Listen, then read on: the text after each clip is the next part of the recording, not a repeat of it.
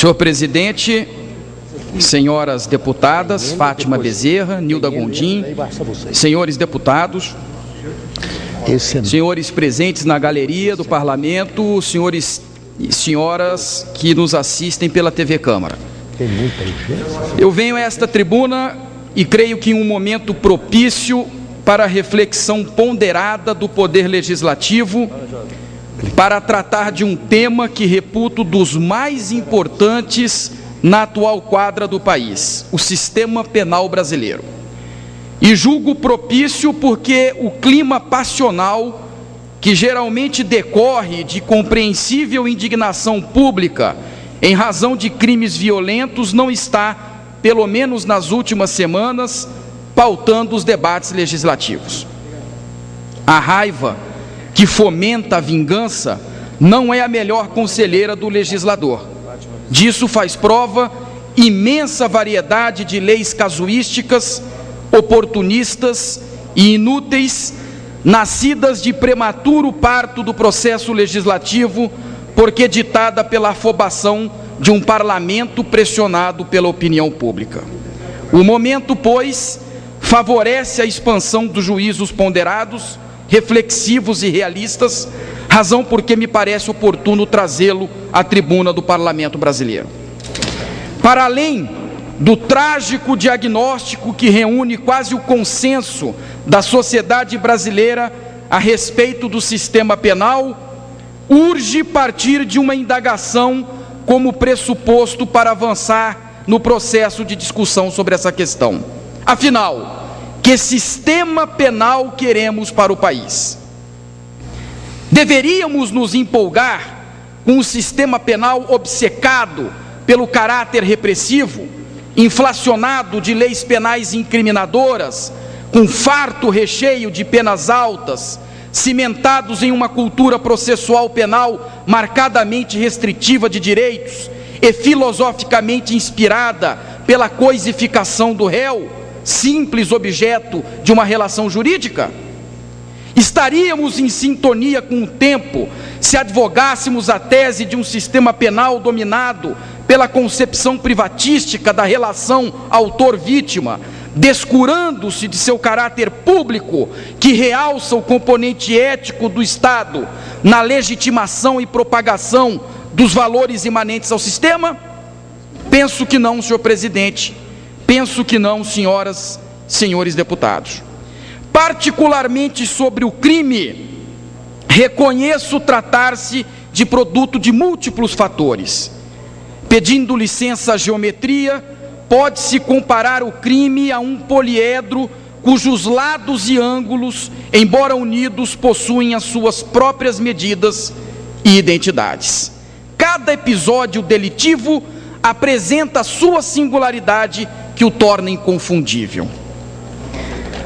Não é só o meio social que impulsiona o infrator a cometer crimes, como também não procede afirmar que a índole, a personalidade do agente seja o fator determinante que leva à delinquência.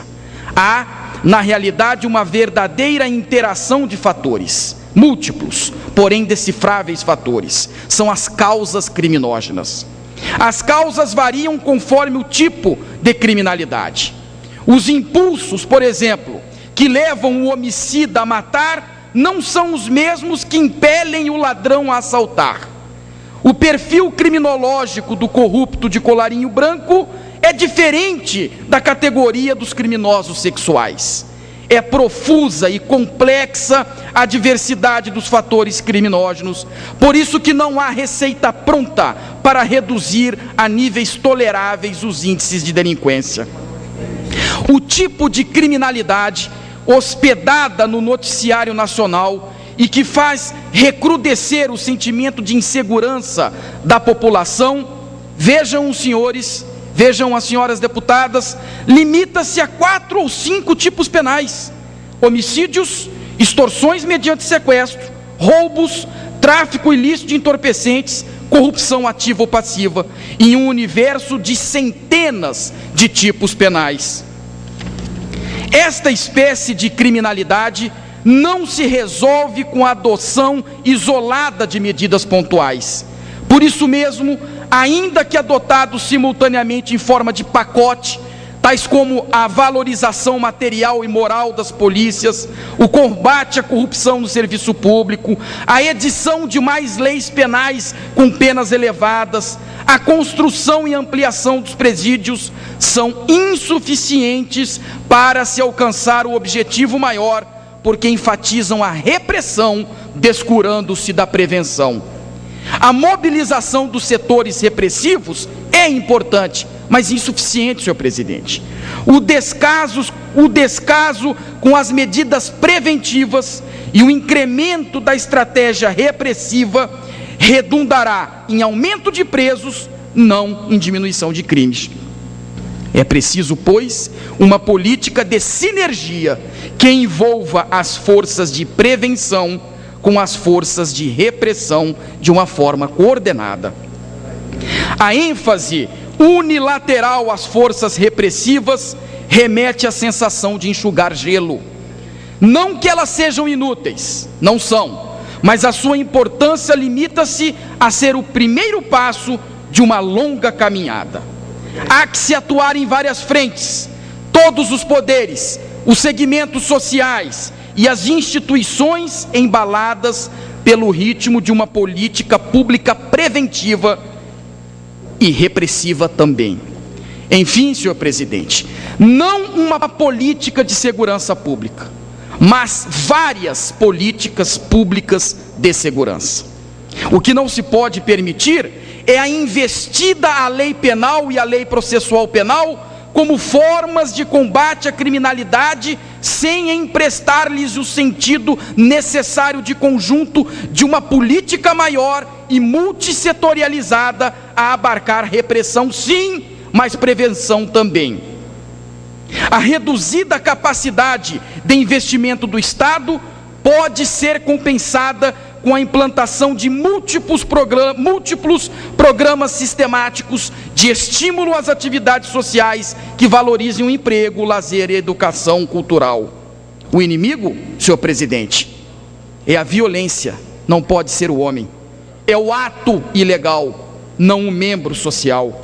Dividir a sociedade em pessoas arbitrariamente etiquetadas por classificações que atraem o ódio e a exclusão criará abissais fendas entre nós outros, tornando-nos devedores da nossa história e do nosso futuro. Na inabalável crença de que o país ainda está por se fazer autenticamente democrático, nenhuma visão conceitual do sistema penal que transija com princípios constitucionais, os direitos e as garantias individuais e a sua vocação tutelar de liberdade poderá conformar-se com a democracia. E nesta linha, o processo de construção e legitimação do Estado democrático de direito pode e deve conviver com um sistema normativo garantista, um sistema repressivo eficiente e honesto na sua missão de investigar e prevenir crimes, um sistema judicial ágil, mas não apressado, dotado de vontade constitucionalizadora e principalmente de um Estado voltado a pensar o crime antes de sua ocorrência, através das múltiplas políticas públicas de segurança a que todos os brasileiros queremos, desejamos e fazemos jus. Muito obrigado, senhor presidente.